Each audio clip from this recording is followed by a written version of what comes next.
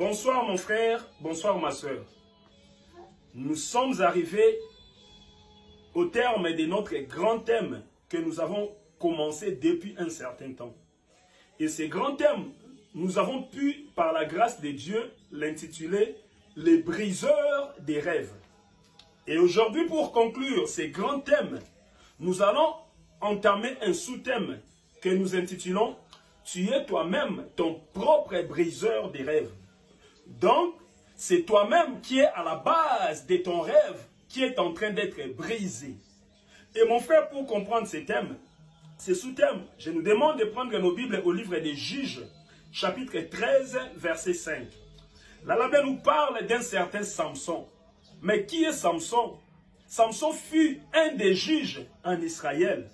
Car à titre d'information ou de rappel, je nous signale que Israël, dans son histoire, avait connu une période où il a été dirigé par des rois.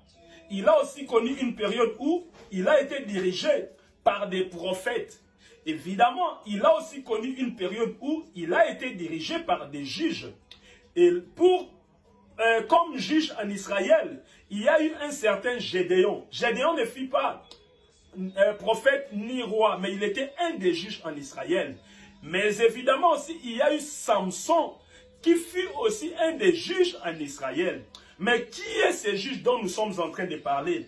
Les juges ne sont que des simples personnes que Dieu avait revêtues de son onction afin de défendre son pays, son peuple bien-aimé l'Israël, de la domination des étrangers. Et plus précisément, par rapport à notre verset, de la domination des Philistins.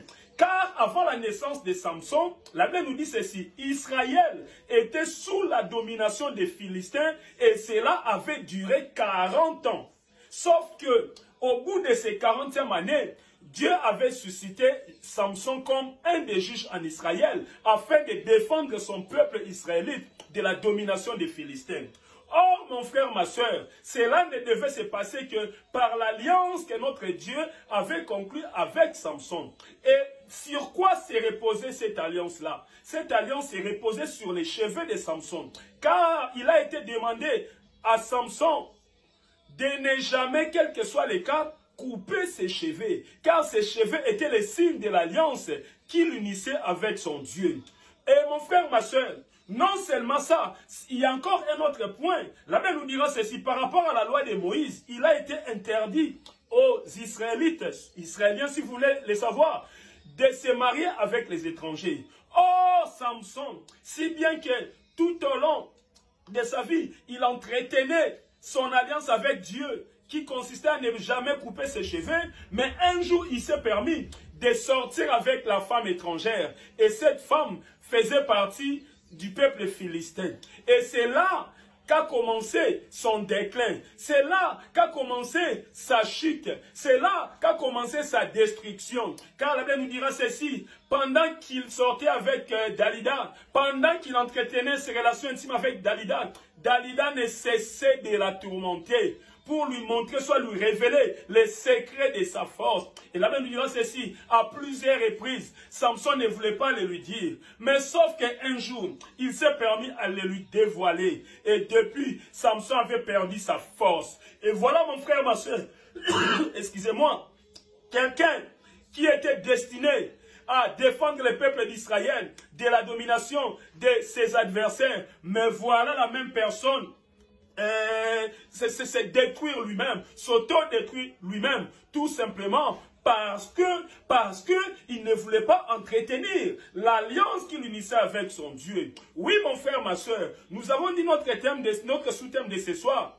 Tu es toi-même ton propre briseur des rêves. Oui, mon frère, aujourd'hui aussi, mon frère, il y a beaucoup de gens qui souffrent. Il y a beaucoup de gens qui ont perdu leurs opportunités. Il y a beaucoup de gens qui ont perdu leurs bénédictions. Tout simplement parce que eux-mêmes, ils sont à la base de cette situation. Oui, mon frère, regarde un peu ta vie de couple, ta manière de se comporter dans les mariages. Est-ce que cela honore l'Éternel? Oui, mon frère, ma soeur, l'Éternel t'a donné du travail. Est-ce que ta façon de gérer ce travail-là, de se comporter sur ton lieu de travail, est-ce que cela honore l'Éternel? Peut-être toi aussi, tu avais demandé à Dieu de t'utiliser puissamment dans son œuvre. Mais regarde mon frère, ma soeur, ta marche avec l'Éternel, est-ce que cela honore l'Éternel? Oui mon frère, si rien ne marche à ce jour, c'est parce que, quelque part mon frère, tu as permis à ce que Dalida vienne dans ta vie pour détruire les signes de l'alliance qui t'unit à ton Dieu, mon frère, ma soeur. C'est pour cela, ce soir, mon frère, ma soeur, l'Éternel te dit, reviens à ton premier amour, reviens au signe de l'alliance qui existe entre toi et ton Dieu, afin de protéger ton rêve, mon frère, ma soeur. Car la volonté de l'Éternel est que tu puisses garder ton rêve, tu puisses prospérer dans ton rêve, tu puisses émerger dans ton rêve, mon frère, ma soeur. Voilà la parole de ce soir, mon frère, ma soeur. Ne cherche pas à voir les diables partout, ne cherche pas à voir les sorciers partout, ne cherche pas à voir des ennemis partout, ne cherche pas à accuser